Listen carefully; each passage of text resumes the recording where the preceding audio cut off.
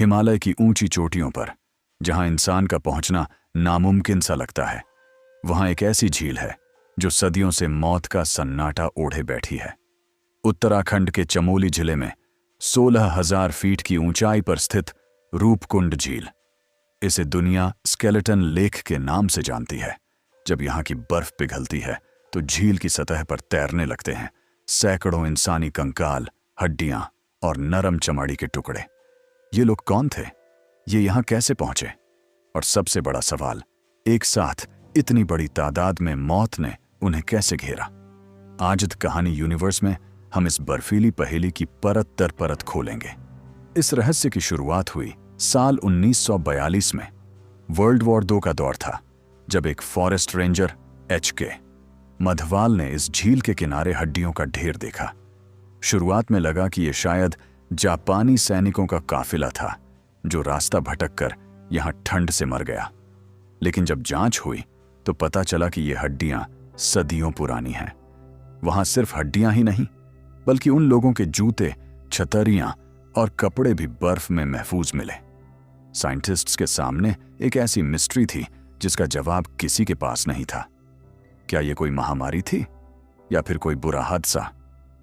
Local लोग एक पुरानी कहानी सुनाते हैं जो आज भी वहां के लोकगीतों में जिंदा है।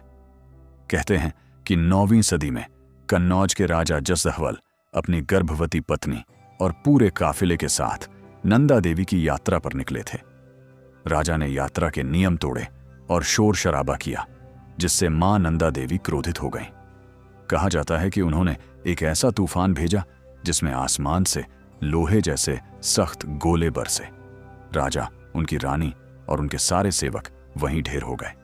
हैरानी की बात यह है कि साइंस ने भी जब हड्डियों की जांच की तो पाया कि हर कंकाल की खोपड़ी पर एक ही जैसा निशान था, जैसे ऊपर से किसी भारी गोल चीज ने उन पर प्रहार किया हो।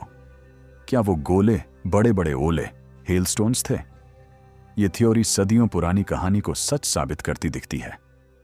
लेकिन कहानी यहां खत्म नहीं होती। साल 2019 में एक इंटरनेशनल DNA स्टडी ने पूरी दुनिया को चौंका दिया। साइंटिस्ट्स ने पाया कि ये सारे कंकाल एक ही समय के नहीं हैं। कुछ कंकाल 9वीं सदी के हैं तो कुछ उसके 1000 साल बाद के।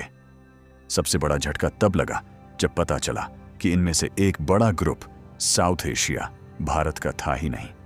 वो लोग मेडिटरेनियन रीजन यानी आज के ग्रीस और क्रीट से आए थे। सवाल ये उठता है कि हजारों साल पहले ग्रीस के लोग हिमालय की इतनी दुर्गम ऊंचाई पर क्या कर रहे थे? क्या वो किसी गुप्त खजाने की तलाश में थे या फिर किसी अनजान रास्ते से भटककर यहां मौत के आगोश में सो गए? आज भी रूपकुंड की ट्रैकिंग सबसे मुश्किल मानी जाती है। कई ट्रेकर्स का दावा है कि रात के सन्नाटे में उन्हें वहां अजीब सा भारीपन महसूस होता है।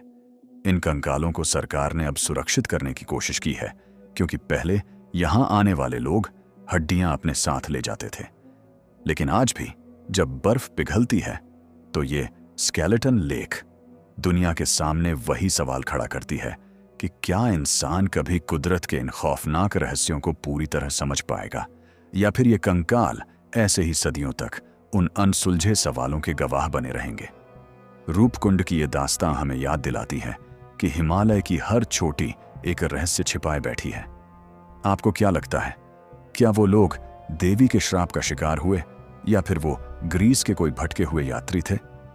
अपने विचार कमेंट्स में जरूर शेयर करें। अगर आपको ये वीडियो पसंद आए तो इसे लाइक करें और ऐसी ही अनकही कहानियों के लिए द कहानी यूनिवर्स को सब्सक्राइब करना न भूलें। मिलते हैं अगले रोमांचक सफर में।